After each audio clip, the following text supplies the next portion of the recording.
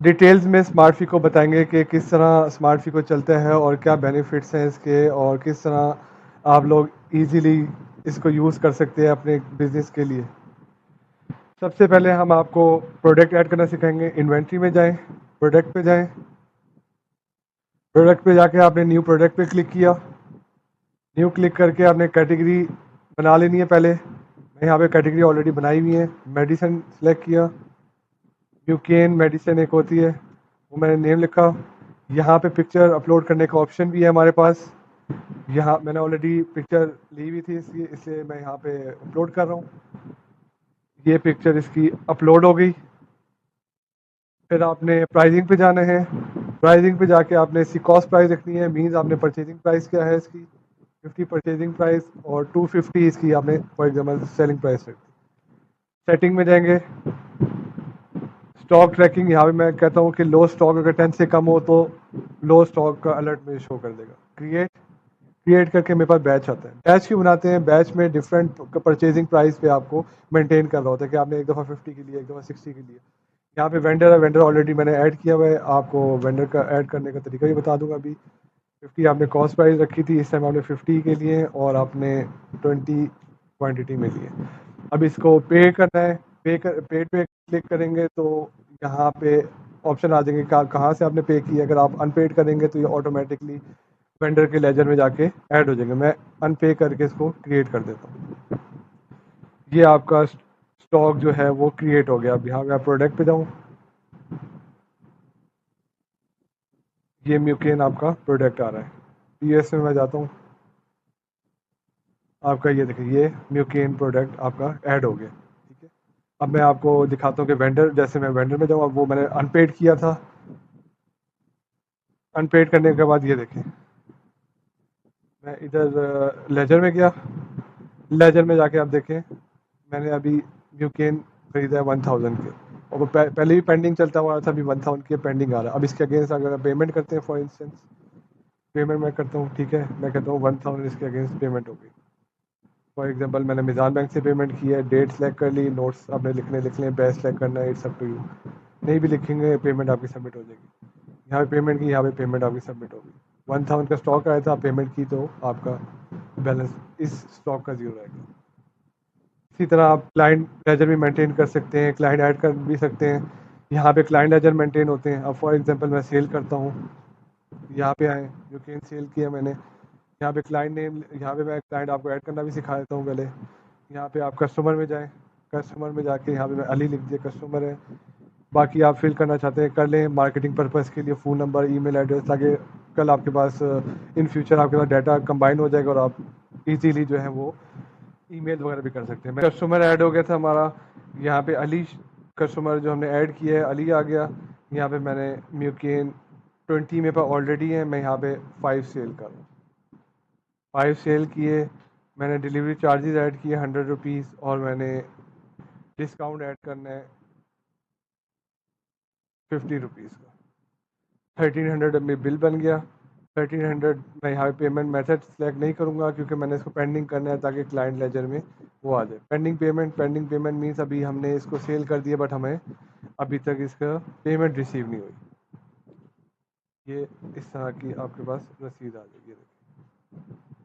ये अभी payment receive नहीं है तो इसलिए नीचे डिटेल नहीं आ रही। डिलीवरी चार्जेस डिटेल, ये देखिए म्यूकेन पूरा प्रोडक्ट की डिटेल आ रही है, क्वांटिटी वाइज और सब कुछ आ रहा है। यहाँ पे आप अपने ब्रांडिंग भी कर सकते हैं, ऊपर लोगो लगा सकते हैं, कंपनी नेम, इनवॉइस, सब कुछ आया। रिसीट क्रिएट हो गई। कस्टमर में गया, कस्टमर में जाके ये देखिए अली 1300 पेंडिंग के 1300 अली ने मुझे देने। ठीक है, मैं यहाँ पे पेमेंट में जाता हूँ। 1300 पेंडिंग में आ रहा है, मैं रिकॉर्ड पेमेंट करता हूँ। 1300 मैंने रिसीव कर लिए उससे, अली से। यहाँ पे मैंने मिज़ान बैंक से किया, मिज़ान सबमिट। ये देखें 1300 की पेमेंट जो मुझे रिसीव होगी और पेमेंट जो है वो ज़ीरो होगी। इसके बाद आप रिपोर्ट्स में जाएं, प्रोडक्ट मार्जिन की रिपोर्ट में चले जाएंगे। आपको ये देखें म्यूकेन का बता रहा है कि 5 म्यूकेन सेल हुए हैं। 50 की जो कॉस्ट प्राइस थी, 240 आपका सेल प्राइस थी, 250 टोटल हो गया, 1200 आपकी टोटल सेल प्राइस होगी, 950 आपका ग्रॉस प्रॉफिट है। आपको बता रहा है कि इस प्रोडक्ट में आपका 79.2% मार्जिन है। ठीक है, मार्जिन आपको दिखा दिया इसने। अब मैं इन्वेंट्री में जाता हूँ, यहाँ पे इन्वेंट्री चेक करता हूँ मेरे पास कितनी इन्वेंट्री रह गई है। म्यूकेन में गया, म्यूकेन में देखें 20 टोटल थे, 5 सेल हो गए, 15 रह गए। और जो प्राइस मैंने सेट किया वो 80% मार्जिन के साथ सेट किया। अच्छा, प्रोडक्ट तो हर सॉफ्टवेयर में ऑलमोस्ट ऐड हो जाते हैं। हम आपको एक प्रोडक्ट की किट बनाना सिखाएंगे कि प्रोडक्ट की किट किस तरह बनाई जाती है। इन्वेंट्री में जाएंगे, प्रोडक्ट पे जाएंगे, प्रोडक्ट पे जाके आपने न्यू प्रोडक्ट पे जाना है। कैटेगरी आपने सेलेक्ट कर लेनी है। फॉर एग्जांपल एक रेसिपी 1 मैंने नाम रखा हुआ है, ठीक है। आपने यहाँ पे कोम्बो लिख दें, कोम्बो जो भी आपका नेम है, कोम्बो 30। पिक्चर भी आप ऐड कर सकते हैं यहाँ पे। बारकोड भी ऑटोमेटिकली जनरेट भी हो जाएगा, अगर आपने अपना कोई रखना है तो वो भी रख सकते हैं। यहाँ पे आप आएंगे टाइप पे आपने इस किट को ऑन करना है। ऑन करने के बाद यहाँ पे आप बारकोड के थ्रू भी सारे ऐड कर सकते हैं और आप मैनुअली भी सारे ऐड कर सकते हैं। यहाँ पे आप सारे आपके पास, फॉर एग्जाम्पल मैंने मार्स लिखा, यहाँ पे मार्स की आपको सेल प्राइस, यार ये कॉस्ट प्राइस भी स्टॉक भी बता रहा है कितना स्टॉक पड़ा हुआ है, ठीक है। यहाँ पे मैंने 2 मार्स सेलेक्ट कर ली, मैंने ऐड कंपोनेंट किया, ऐड कंपोनेंट करके मैंने बॉन्टी सेलेक्ट कर ली। बॉन्टी का भी सेम ऐसे ही आ रहा है, 2 बॉन्टीज मैंने ऐड कर ली, ऐड कंपोनेंट किया। यहाँ पे मैंने रोफेलो एक ऐड कर ली, रोफेलो की क्वांटिटी मैंने 2 कर दी, ठीक है। ये आपकी एक किट बन गई। प्रोडक्ट से आपकी एक किट बन गई। जिस तरह एक किट होती है, बास्केट होती है, कॉम्बोज होते हैं, बुकेज होते हैं, एक आपने ऑफर्स लगा के सेल करें तो ये उसके उसके लिए ये फंक्शन बहुत बेनिफिशियल है। आपने प्राइसिंग पे अगर यहाँ पे आपने कॉस्ट प्राइस तो बिल्कुल मैनुअली लिखने की, क्योंकि आप ऑलरेडी इंडिविजुअल प्रोडक्ट में कॉस्ट प्राइस एंटर कर देंगे। आपने सिर्फ सिंक करना है, आपको टोटल कॉस्ट बता देगा जितने की आपने वो चॉकलेट्स ली हुई हैं। सेल प्राइस आपको ऑटोमेटिकली भी बता देगा। और अगर आप फॉर इंस्टेंस आप चेंज करना चाह रहे हैं, 600 करना चाह रहे हैं या उसको 800 करना चाह रहे हैं, तो आप 800 करके इसको क्रिएट कर लेंगे। ये आपका किट रेडी हो गया। यूएस में आप आएंगे, यहाँ पे आप देख सकते हैं आपका ये किट ऐड हो गया। मैं इस पे जाता हूँ, ये किट आपका आ गई है। ये जब हम इसको आउट करेंगे, सेल करेंगे, तो ऑटोमेटिकली हमारी वो जो सारी क्वांटिटी हमने ऐड की थी वो सारी की सारी आउट हो जाएगी और आपका एक किट का भी मार्जिन शो होगा। फॉर इंस्टेंस मैं यहाँ पे आता हूँ, मैंने अली कस्टमर को इसको सेल किए, मीज़ान बैंक में मैंने रिसीव किए और यहाँ पे मैंने 800 एंट्री कर दी और ये आपका कॉम्बो सेल हो गया। अच्छा, आपको बताते हैं कि आप बारकोड कैसे निकालना है। और एक और न्यू फीचर हमने डाला है जिसमें इंटरनल फंड्स ट्रांसफ़र और मनी ट्रांसफ़र का ऑप्शन होता है, जिसमें काफ़ी लोगों को प्रॉब्लम्स आती हैं।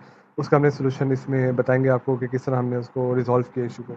कॉन्फ़िगरेशन में जाएंगे, सबसे पहले आपने बारकोड पे जाना है। बारकोड पे जाकर अभी हमने म्यूकेन प्रोडक्ट एक ऐड किया था, ये हमने यहाँ पे सर्च किया, यहाँ पे आपका बारकोड आ गया, प्रोडक्ट नेम भी आ गया, ये बारकोड जनरेट हो गया और 250 आपका सेल प्राइस आ गई। तो आप सिंपली यहाँ पे प्रिंट करेंगे तो आपका प्रिंटर से प्रिंट हो जाएगा।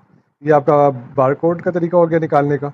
और अब हम आपको बताते हैं इंटरनल मनी ट्रांसफ़र का एक ऑप्शन हमने किया।